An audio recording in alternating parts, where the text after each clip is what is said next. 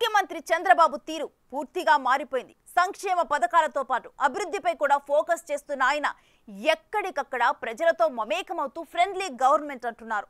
కేంద్ర సహకారంతో ఏపీలో అభివృద్ధిని పరుగులు పెట్టించడానికి ప్రణాళికలు రూపొందిస్తున్నారు. ప్రస్తుతం ఉన్న ఆర్థిక పరిస్థితుల్లో ఎదురీదాల్సి ఉన్నప్పటికీ సంక్షేమంతో పాటు అభివృద్ధికి పెద్దపీట వేసే ప్రయత్నం చేస్తున్నారు. మరోవైపు తెలంగాణలో పార్టీ పటిష్టతకు టైం కేటాయిస్తూ ఏపీలో పార్టీ పట్టు సడలకుండా లైన్ దాటుతున్న నేతలకు స్వీట్ వార్నింగ్లతో గాడిలో పెడుతున్నారు. మునుపెన్నడూ లేని విధంగా అటు పాలన ఇటు పార్టీపై ఆయన ఫోకస్ పెడుతున్న తీరు తమ్ముళ్లను ఆశ్చర్యపరుస్తోంది. అధికారంలో ఉంటే ఒక రకం, ప్రతిపక్షంలో ఉంటే మరో రకం. ఇది గతంలో టీడీపీ అధినేత చంద్రబాబు నాయుడు గురించి వ్యక్తమైన అభిప్రాయం. అధికారంలో ఉన్నప్పుడు ఆయన దృష్టంతా పాలనపైనే ఉండేది. 2 సార్లు ఉమ్మడి రాష్ట్రంలో వ్యవహరించినప్పుడు అభివృద్ధిని పరుగులు పెట్టించిన హైటెక్ సీఎం అనిపించుకున్నారు. 2014లో 3వ ముఖ్యమంత్రి అయినప్పుడు రాజధాని లేని రాష్ట్రంగా విడిపోయిన ఏపీలో అభివృద్ధికి కృషి చేశారు. పట్టిసీమ నిర్మించి పోలవరం పనులు పరుగు పెట్టించి రాజధాని అమరావతికి ఒక రూపం తీసుకొచ్చే ప్రయత్నం చేశారు.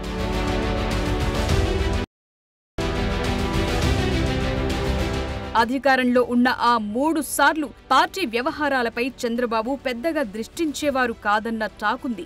2019లో ఓటమి తరువాత వైసీపీ ప్రభుత్వం అరాచకాలు, వేధింపులు ప్రత్యక్షంగా చూసిన చంద్రబాబు 74 ఏళ్ల వయసులోనూ రాష్ట్రమంతా తిరిగి పార్టీ పటిష్టానికి ఎంతో కష్టపడ్డారు. సొంతంగా సర్వేలు చేయించుకుని పదుల సంఖ్యలో కొత్త అభ్యర్థులకు టికెట్లిచ్చి గెలిపించుకుని పార్టీకి ఫ్యూచర్ లీడర్లను తయారు చేసుకున్నారు. 4వ ముఖ్యమంత్రి అయ్యాక ఆయన వ్యవహార తీరులో మార్పు స్పష్టంగా కనిపిస్తోంది. గత ప్రభుత్వ హయాంలో ఎదుర్కొన్న చేదు అనుభవాలన్నీ చంద్రబాబును చాలానే ప్రభావితం చేశాయన్న అభిప్రాయం వ్యక్తమవుతోంది. అందుకే బాబులో మార్పు ఎక్కువగా వచ్చిందంటున్నారు. గతంలో సీఎంగా ఎక్కడికైనా వెళ్లేటప్పుడు షెడ్యూల్ ప్రోగ్రాంలపైనే దృష్టి పెట్టి అక్కడ చేసే పనుల మీదే ఫోకస్ పెట్టేవారు. ఇప్పుడు అందుకు భిన్నమైన పరిస్థితి కనిపిస్తోంది. తరచూ ఆయన కాన్వాయ్ ఆగటం, చుట్టుపక్కల ఉన్నవారితో మాట్లాడటం, యోగక్షేమాల గురించి ఆరా తీయటం కనిపిస్తోంది. చంద్రబాబు 4వ పగ్గాలు చేపట్టగానే అమరావతిలో మార్పు మొదలైంది. వైసీపీ హయాంలో అడవుల్లా పెరిగిన చెట్లు మాయమయ్యాయి. అసంపూర్తిగా మిగిలిపోయిన నిర్మాణాలు పూర్తి చేయించే ప్రయత్నాలు మొదలయ్యాయి. అమరావతిని, పోలవరాన్ని 2 కళ్లుగా చేసుకుని ఆయన యాక్షన్ ప్లాన్ కొనసాగుతోంది. పోలవరం వరుస సమీక్షలు కొనసాగుతున్నాయి. సోమవారాన్ని పోలవరంగా చేసుకున్నాం. అదొక ప్యాషన్, ఒక మాటలో చెప్పాలంటే అదొక అబ్సెషన్.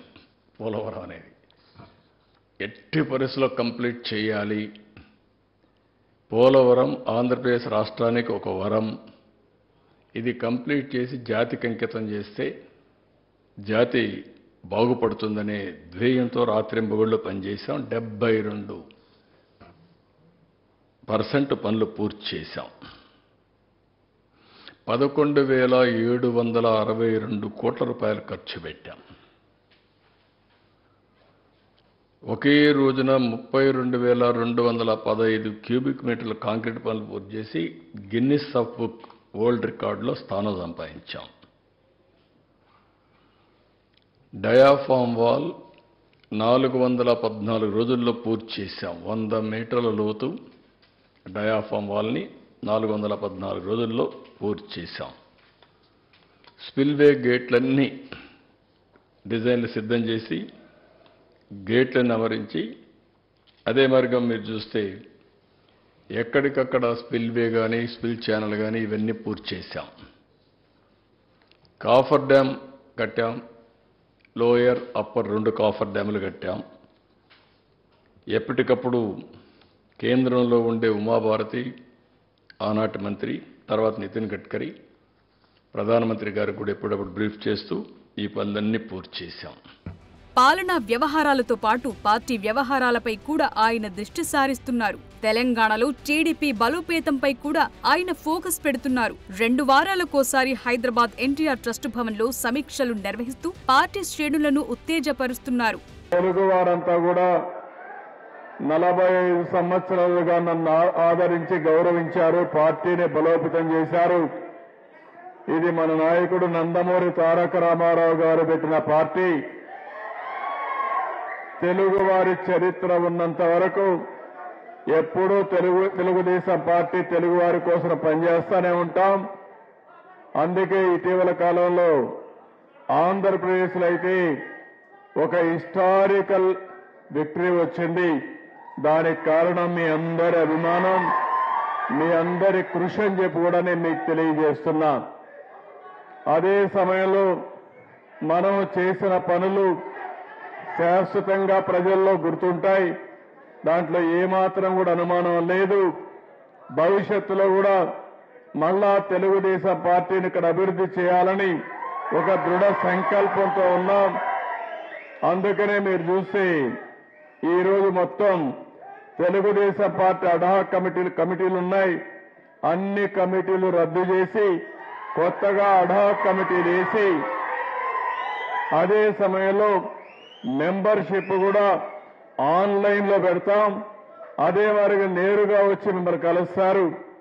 మళ్ళీ కొత్త మెంబర్షిప్ తయారు చేసి కొత్తగా ఎవరైతే యువరక్తం ఉందో ఆ యువరక్తంతో పార్టీని శాశ్వతంగా బలోపేతం చేయడానికి ముందుకు పోతామని చెప్పి కూడా నేను మీకు తెలియజేస్తూ, మరోవైపు పాలనా వ్యవహారాల్లో ఎంత బిజీగా ఉన్నా ఏపీ టీడీపీలో చోటు చేసుకుంటున్న పరిణామాలను నిశితంగా గమనిస్తూ నేతలకు మార్గనిర్దేశం చేస్తున్నారు. అదే సమయంలో పార్టీ లైన్ దాటుతోన్న నేతలకు సున్నితంగా వార్నింగ్లిస్తున్నారు. తాజాగా ఏపీ కేబినెట్ సమావేశంలో మంత్రులతో సీఎం చంద్రబాబు కీలక వ్యాఖ్యలు. 2-3 ఎమ్మెల్యేల ప్రవర్తన కారణంగా ఇన్నాళ్లు నిర్మించుకున్న మంచి పేరు దెబ్బతింటోందని, పేపర్ల నిండా వారు చేసిన పొరపాట్లను ప్రస్తావిస్తూ వార్తలు వస్తుండటంతో అందరికీ చెడ్డ పేరు వస్తోందని వ్యాఖ్యానించారు.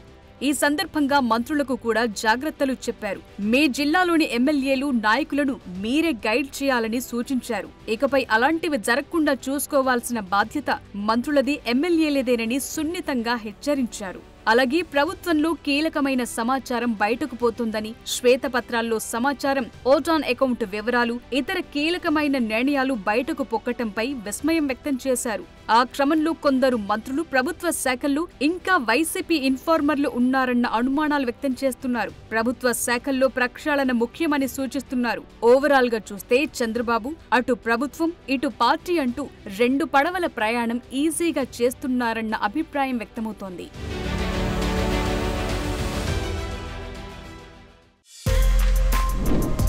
For more videos like this, subscribe Big TV channel.